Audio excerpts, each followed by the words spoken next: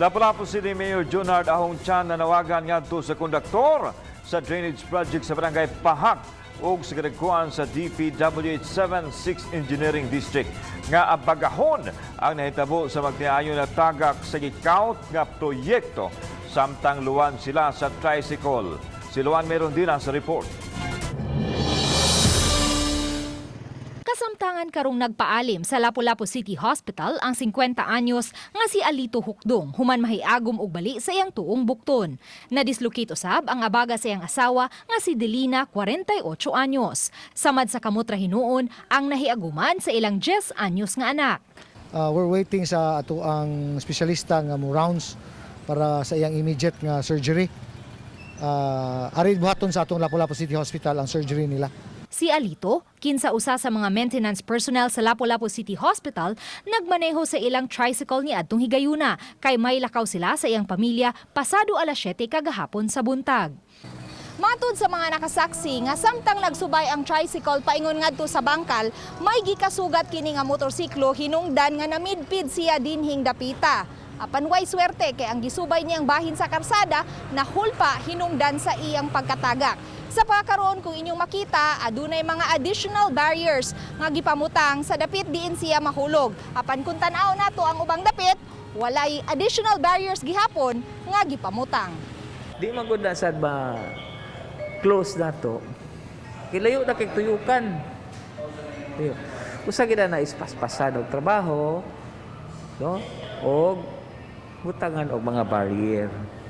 Nabantayan sa RTV Balitang Bisdak nga walay mga trabahante sa naasoy construction company nga mo'y muman unta sa dagan sa trapiko sa dapit.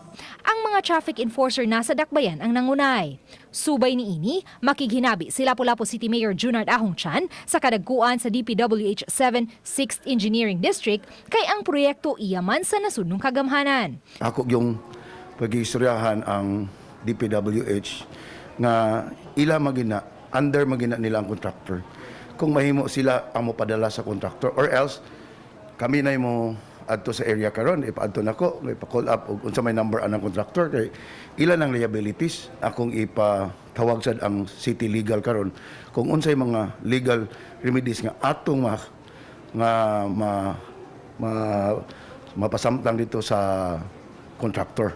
Gikadismaya usab sa mayor kay ang lokal nga kagamhanan na ang migasto sa pagpa-hospital sa magtiayon. Kanang nagasto sa city pagpabayran ko na sa contractor. Nya mao na og dili gid na butangan og barrier sa contractor. Grabe na ang DPWH di sila kapitol ana nga contractor niingon sila nga blacklist na ko na sa una kay badlungon kay nga contractor ngano ila man ang gipa-allow ngano ila man ang gi-accept gyapon kung na blacklist na nila sa una. Kahinumduman, Hunyo 24, natagak sa mao gihapong dapit ang auto nga gimaneho sa usa ka Korean national. Si Engineer Daisy Toledo, District Engineer sa DPWH 7 6th Engineering District, nga nahinabi sa RTV Balitang Bisdak ni adtong higayuna. Miingon nga gitawag na nila ang atensyon sa kontraktor sa naasoyng proyekto. Apan daw wa gihapon kini maaksyon kay nausban man ang hitabo kagahapon. Ang kontraktor usab nga gikuhaan sa RTV Balitang Bisdak sa ilang habig, wala motubag sa among mga text og tawag. Uban ni Marlon Melgazo, Luan Merondina, Balitang Bisdak.